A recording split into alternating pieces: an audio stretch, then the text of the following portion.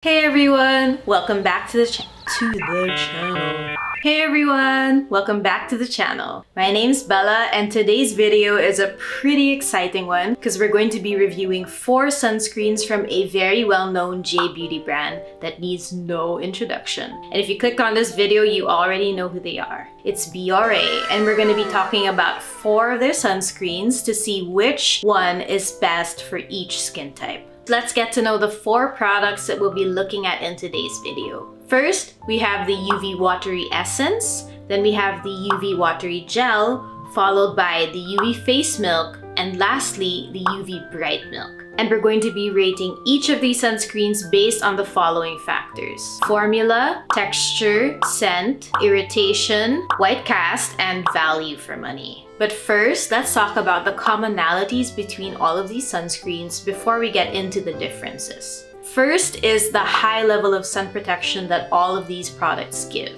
They all have really great sun protection because Japan is basically at the forefront of this technology. Specifically, all of the products are SPF 50+ and PA 4+, which is the highest level of sun protection you can get. Also, all these 4 sunscreens are hybrid sunscreens. This means that they marry the stability of a physical sunscreen with the elegance of a chemical sunscreen. Another thing that I noticed is that all the sunscreens are really great under makeup. The base that they give is just different depending on the formula. The watery sunscreens gave a more dewy or natural finish, while the face milks gave a more matte finish. The last thing that I noticed about all these sunscreens is that they all have the same alcohol stench, just to varying degrees. Now let's get into the individual sunscreen reviews, starting with the UV Watery Essence, which is one of my HG sunscreens, but I'll do my best to keep it objective for you guys.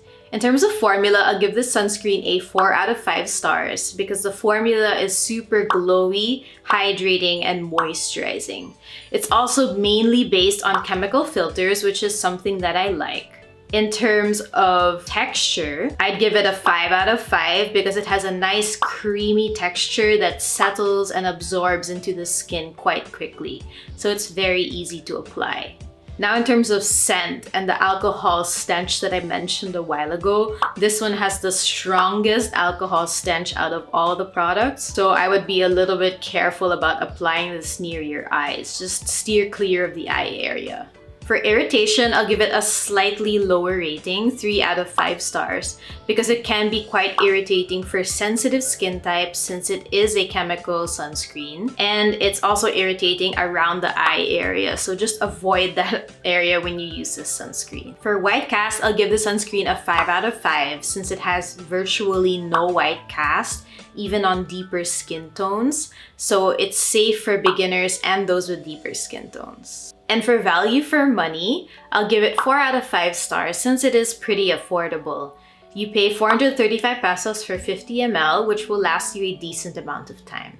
Overall, I'll give the UV Watery Essence a solid 4 out of 5 stars. Moving on to our next product, which is the UV Watery Gel. In terms of formula, I'll give the UV Watery Gel a 4 out of 5 star rating because I enjoy applying the hydrating and moisturizing formula. Although, unlike the Watery Essence, it does have physical filters, so it will take a little bit more time to sink in. But other than that, I still enjoy applying the sunscreen. As for the finish, it's neither too matte nor too dewy. I find that it's natural, so somewhere in between the two.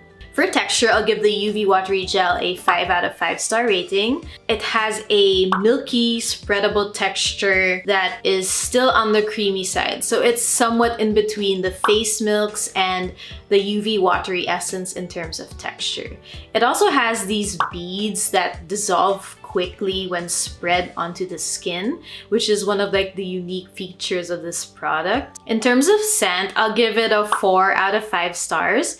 It does have the same alcohol-like scent that fades quickly after application, but it's not as strong as the scent of the UV Watery Essence. In terms of irritation, the UV Watery Gel gets a 4 out of 5 stars for me, higher than the UV Watery Essence because it is not as irritating on the eye area, thankfully. As for white cast, I'll give it a 4 out of 5. When I was applying the product, I didn't see any white cast on my skin after it settled in. But unlike the first sunscreen that we just talked about, it did take longer to sink in. And I can't completely say that there will be no white cast on deeper skin tones because of the physical filters. But on my skin tone, it works pretty well. And for value for money, I'll give this sunscreen a 5 out of 5 stars because it is a whopping 90 ml and you get that for 532 pesos, which is a pretty fair price to pay, especially since if you use 2.5 ml every day, which is the recommended amount for your face and your neck, it'll last 36 days, which is really good. So overall, I'll give the UV Watery Gel a rating of 4 out of 5 stars. Now let's move on to the face milks. Let's start with the UV face milk. In terms of formula, I'll give the UV face milk a 4 out of 5 stars because although it was different from what I'm used to, it's still an enjoyable formula to use. It's mainly silicone-based, not water-based, which means it's water-resistant for up to 80 minutes, which is a cool feature. It's also mainly based on physical, not chemical filters. The main filter in here is zinc oxide, so I was a little bit worried at first about flashback, but luckily I didn't experience that with the amount that I applied. It's also a mattifying formula because it has talc. So if you try this product for yourself, you'll notice the powdery feeling and finish that it has. For texture, I'll give it a 5 out of 5 stars because again, I really did enjoy the texture. It has a runny, milky texture that's quite easy to spread and apply. It's oily at first, but it sets down matte. You might experience slight pilling around the eyebrows if you don't spread it properly though, so just make sure to spread it well. For scent, I'll give it a 3 out of 5 stars because again, it has that typical Bioré alcohol scent, but to a lesser degree than the 2 water-based sunscreens. Now, irritation. I'm kind of sad to say this, but as much as I enjoyed using the product, it did break me out. So unfortunately, I have to give it a 2 out of 5 stars for that.